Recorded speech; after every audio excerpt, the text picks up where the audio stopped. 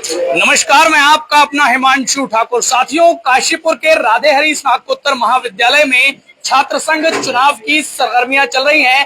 कल का आखिरी दिन है और परसों चुनाव है। अब इस वक्त मैं एबीवीपी के अध्यक्ष प्रत्याशी रिंकू बिष्ट के चुनाव कार्यालय पर हूं और हमारे साथ भाजपा के जिलाध्यक्ष मनोज पाल जी हैं। मनोज पाल जी इस वक्त रिंकू बिष्ट के कार्यालय पहुंचे हैं। किस तरीके की क्या रणनीति चुनाव जीतने को लेकर बनाई जा रही, बातचीत करेंगे। मनोज जी, कैसे हैं, क्या तैयारी है?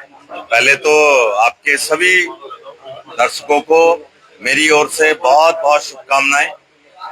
और छात्र संघ चुनाव चल रहा है। हमारा मातृ संगठन विद्यार्थी परिषद, जहां से हम लोग भी हैं, विद्यार्थी परिषद के अधिकृत प्रत्याशी के रूप में भाई रिंकू बिष्ट और पायल थापा हमारी विश्वविद्यालय प्रतिनिधि के रूप में चुनाव लड़ रही है। और पहले तो ये यहाँ आए हैं क्योंकि हम सब लोगों का भी कार्यक्रम रहता है। तो पहले तो मैं अपनी बिटिया को बहुत बहुत शुभकामनाएं प्रेषित करता हूं कि ये इसको अग्रिम जीत की भी शुभकामनाएं देता हूं कि इन सब लोग ये हमारे छात्र हितों के लिए एक जो लड़ाई हम सब ने मिलकर लड़ी थी, उसमें हमारी सरकार ने इनकी सारी मांगों को मानते हुए हमारे जसपुर, काशीपुर, बाजपुर, गदरपुर के सभी बच्चों के विकास के लिए सारी बातें विश्व कॉलेज के अंदर मानी गई हैं।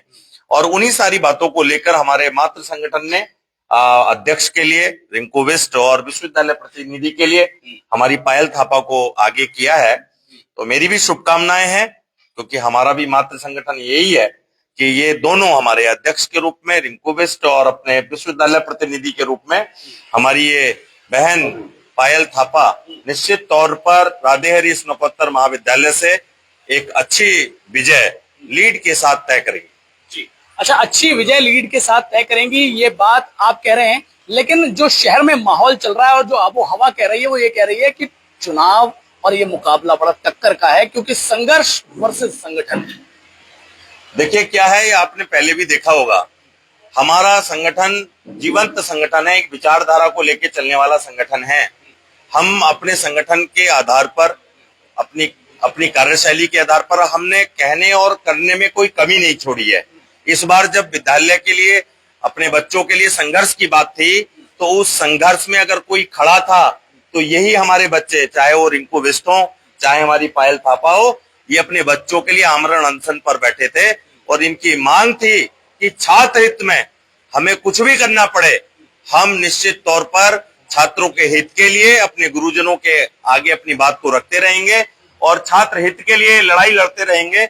और वो उस लड़ाई को जब ये 5 सूत्रीय मांग लेके बैठे थे, वहां कोई दूसरा संगठन नहीं बैठा था, वहां अगर बैठा था तो विद्यार्थी परिषद ही बैठा था।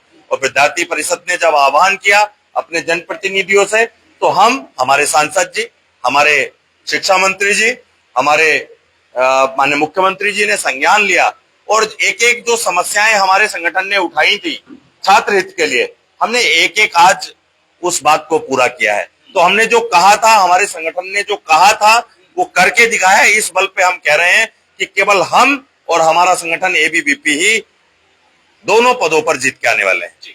अच्छा, एक तरफ एबीवीपी और एक तरफ जो प्रत्याशी हैं वो निर्दलीय हैं। अब उनके समर्थक आप लोगों की इस बात पर कि आपका प्रत्याशी संघर्ष करता है, उसने भूख हड़ताल करी, विपक्ष या फिर विरोधी जो है वो ये कहते हैं ये काम हम पिछले 4 साल से कर रहे हैं और आप लोगों ने केवल 4 दिन के लिए किया। देखिए, ये इतना बड़ा संगठन है। अब ऐसे तो मजाक, और दूसरे राष्ट्रीय, मैं उनका नाम लेना नहीं चाहता, उन्होंने भी किसी की बनाई थी। तो जिनका काम विपक्षियों का अपने विपक्ष का काम करना है, हमारी तो करनी और कथनी में कोई अंतर है ही नहीं।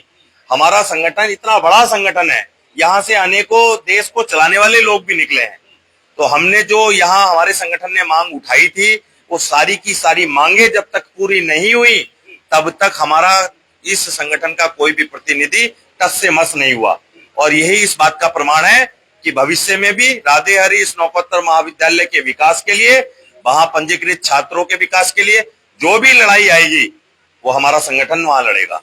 इसलिए इस दम पे हम कह सकते हैं कि हमारा ही संगठन वहां इस विद्यालय के अंदर जीत के आएगा।